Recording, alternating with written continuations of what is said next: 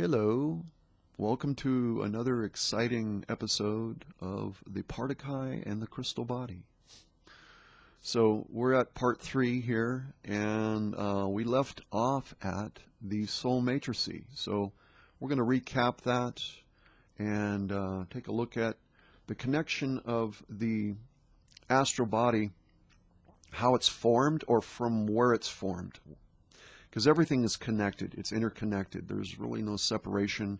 It's all part of the structural design. It just has different function. In each harmonic universe, the function varies. And it has to do with the oscillation of frequency of that particular harmonic universe. All right, enough said. Let's go ahead and look to recap a bit. Excuse me. So the soul identity represents the six-dimensional state of cognitive expansion one experiences with full activation of DNA strands 1 through 6, can access the race/species memory record, and is capable of entering the halal phase Merkabah vehicle. More water, please.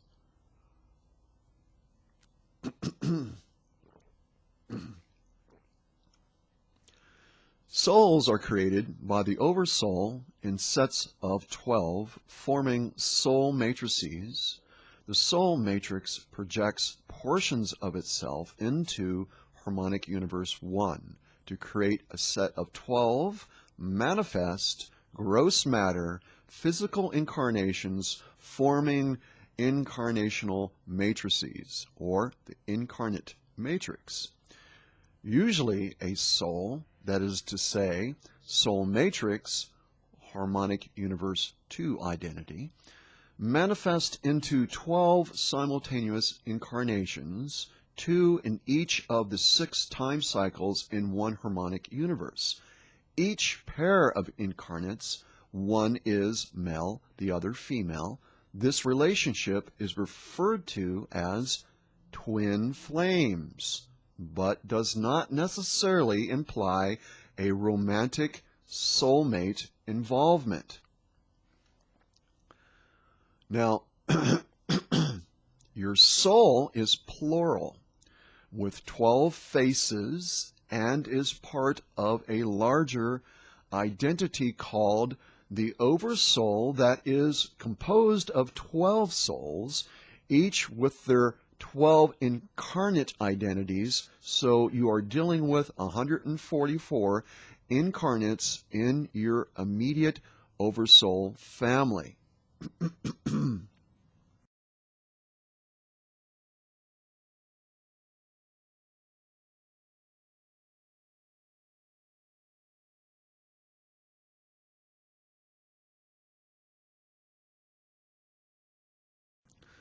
More water.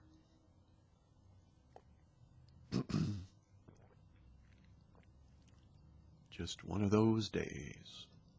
So, there's a few things that we could go over here, but I think it's important to say, if those who are watching this now that are not really following what is being communicated, I would recommend that you go watch part 1 and part 2, because that would be important. Just a thought. All right, so we're gonna, instead of, okay, I want to mention one thing here in respect to the Merkabah vehicle. Okay, I think it would be a good idea to expound on that a little bit, because I know there's a whole lot of misunderstanding when it comes to the Merkabah, because the Merkabah is a very complex aspect of this structural design. That means this universal, multidimensional structure. And so, just for the sake of, proper understanding of what the vehicle is, I thought we would take a look at that just briefly. Okay, so the Merkabah vehicle is a transient vehicle, right? Obviously, it's called a vehicle, but it's not permanent. Merkabah structure is of an interwoven, spiraling electromagnetic fields, right? That when activated allows for molecular cohesion of the physical manifest atomic body structure during Stargate travel and ascension, right? It's not something that you just zoom around in. There's a very specific function for it. So, activation of the personal Merkabah vehicle is required in order to replenish, here we go, to replenish the natural supply of life force energies through which the immortal, what does it mean to be immortal? Well, you don't need to eat anything, number one, okay, because you're receiving your energy through the proper structural design, right? And activating your own personal Merkabah vehicle allows for these life force currents to flow and therefore, replenish oneself. So the energies through which the immortal breatharian, because that's what a breatharian is, really. I don't think there's some people that claim to be breatharians here on Earth, but that doesn't really make a whole lot of sense to me. They just look emaciated and like they're starving to death. So original angelic human indigo orphine eternal life body forms are perpetually maintained through the activation of personal Merkabah vehicles. Okay? Activation of the Merkabah vehicle is required to achieve eternal life, time travel, and Stargate passage. Right? There's a lot. That's a really excellent subject for a video. It requires a lot of time to really go through it. But the Merkabah is extremely fascinating. Okay? And the role it plays in regards to structure is immense. Right. So, the astral body. This is the main reason for doing this video series here, the Partiki and the crystal body, is the astral body, because that's what was really kind of asked about to begin with. Excuse me a moment.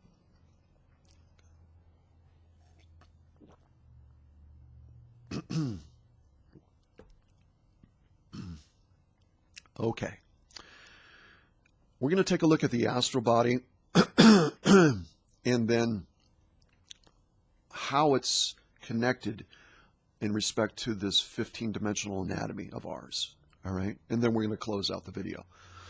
So the astral body is an electromagnetic replica imprint of the three-dimensional density 1 body that forms from, this is very important, that forms from the primal life force fields of the eros. So we're going to take a look at what the eros is and also the ethos. Okay, but we're going to take a look at that. Now, we see the connection of the primal life force fields of the eros within dimension 7 and dimension 5 eon fields.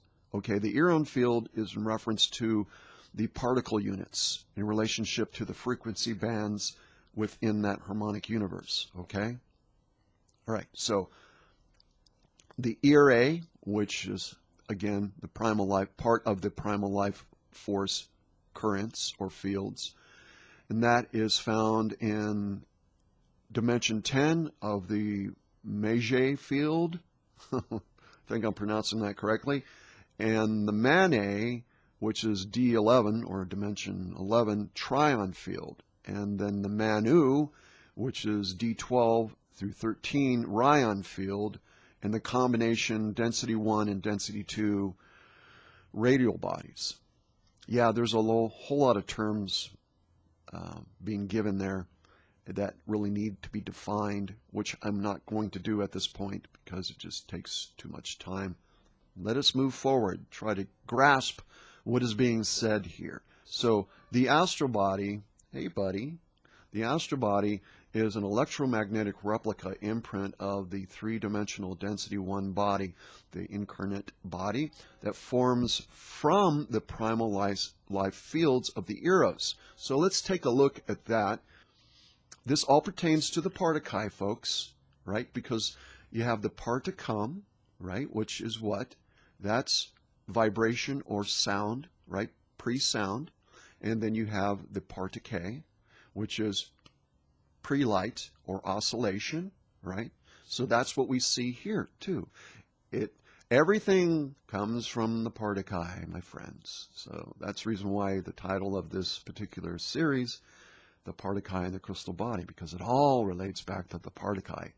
Everything. And if you don't know what the Partiki is,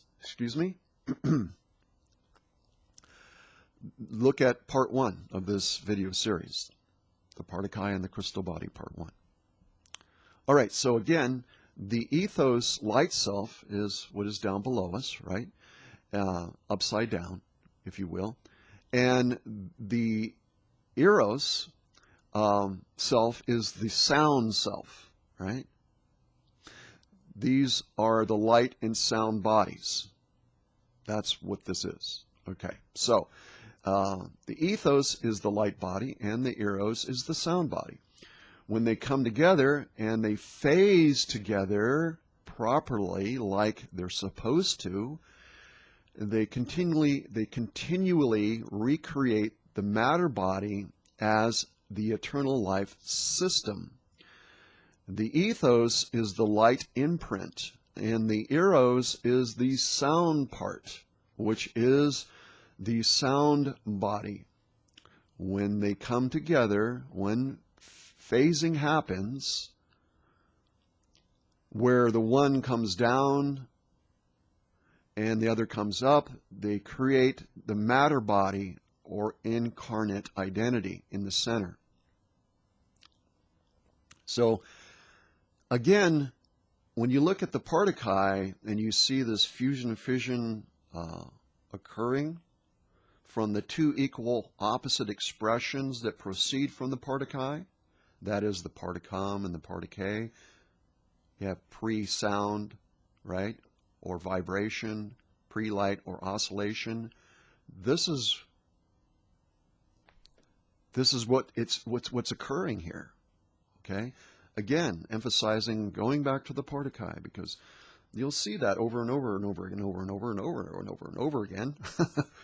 It all goes back to the Partiki. So thank you for watching. Hopefully you got something from this, and we can do more in part 4.